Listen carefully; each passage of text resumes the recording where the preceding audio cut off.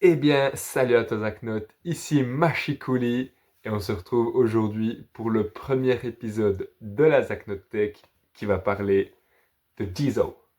Nouveau set, la Zaknote Tech. La Zaknote quoi? La Zaknote Tech. J'ai pas trop entendu la quoi? Putain, vous êtes trop super chaud, chaud. Alors, Jizo, c'est la première œuvre que j'ai lue de la Zaknote Tech, en tout cas pour ce format-là. Pourquoi j'ai commencé par elle? J'ai été très très intrigué lors de ta présentation quand t'as pas voulu m'en dire plus, parce que toi tu n'en savais pas plus au moment où tu l'as acheté. Je me suis dit, ça m'intrigue, vraiment j'ai envie de savoir ce que c'est. En plus c'est un one-shot, ça se lit rapidement. Je l'ai lu en 35 minutes. Voilà, je vais un peu te donner durant tous les épisodes de la Zaknote Tech, un peu mes temps de lecture pour que tu comprennes un peu à quel rythme je lis, et peut-être pour que ce soit plus facile pour toi l'année prochaine quand tu vas me prêter de nouvelles œuvres, de, de savoir ce que tu peux me prêter ou pas. Donc voilà, 35 minutes, je l'ai lu depuis mon retour de Porrentruy à Basse-Cour quand tu me l'as prêté, donc 20 minutes, et encore une quinzaine de minutes chez moi pour la terminer. Et voilà, c'était fait. Vraiment, vraiment très rapide. Alors, l'œuvre en elle-même, qu'est-ce que j'en ai pensé? J'ai bien aimé, c'est pas une masterclass, mais j'ai quand même pris du plaisir. C'est un one-shot, donc c'est court, il faut que ça aille vite, et je trouve que l'histoire est quand même assez cohérente. Il n'y a pas besoin de développer une chier les personnages, ça n'a pas été fait à outrance. Les dessins sont très chauds, j'aime bien le style de dessin.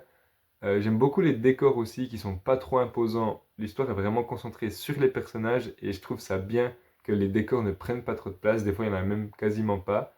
Et moi, je trouve ça assez cool en fait dans certains mangas quand les décors sont vraiment mis au second, voire au tierce plan, quand il n'y en a pas, pour vraiment qu'on se focus sur les personnages. Et je trouve que ça aère énormément les cases. Et ça, ça fait pas des cases trop brouillonnes. Donc j'aime beaucoup. J'aime bien qu'il y ait des scènes de combat aussi. La plupart du temps, c'est un peu slice of life, assez calme. Vers la fin, il y a un peu des scènes de combat avec la sorcière, donc je trouve que c'est assez varié quand même, j'aime bien. Au début, je trouvais que ça tournait un peu en rond, que notre ami Aki, il faisait souvent des caprices un peu d'enfant, et que à la fin, ça s'est accéléré, et il a tout accepté hyper vite. Alors vu que c'est un one shot, ben voilà, mais je trouve que c'est un peu mal dosé, genre au début c'est hyper lent, et d'un coup ça va hyper vite. C'est le seul petit reproche que je peux lui faire. Mais sinon, l'histoire en elle-même, elle est belle. La morale, elle est belle. Que l'amour, là, c'est l'amour parental, mais ça peut être toutes les formes d'amour. Ben, c'est le sentiment le plus puissant qui nous permet d'avancer. Et moi, je suis assez d'accord avec cette vision-là de la vie.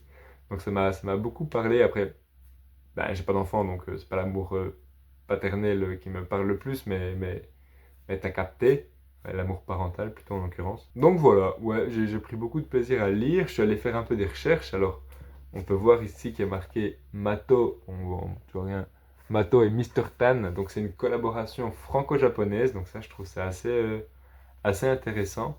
Et les Jizo, je sais pas si toi tu avais fait un peu des recherches, c'est vraiment des petites statuettes comme ça au Japon qui s'appellent réellement des Jizo et qui sont utilisées pour garantir la sécurité des enfants et des voyageurs. Donc je trouve ça fun qu'en fait ça soit un peu ben, une légende japonaise, ou en tout cas des croyances japonaises qui soient utilisées comme base pour faire ce manga. Donc voilà, j'ai beaucoup apprécié aussi ce côté un peu plus ouais, mythologique, un peu plus légendaire, d'où le manga tire sa base en fait.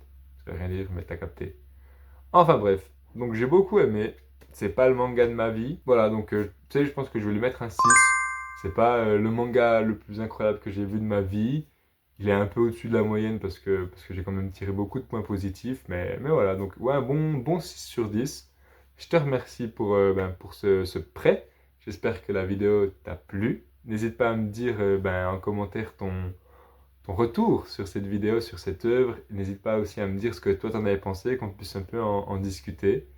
Lâche un petit pouce bleu. Et d'ici la prochaine vidéo, moi je te souhaite de bonnes lectures, une bonne fin de journée. Double ciao!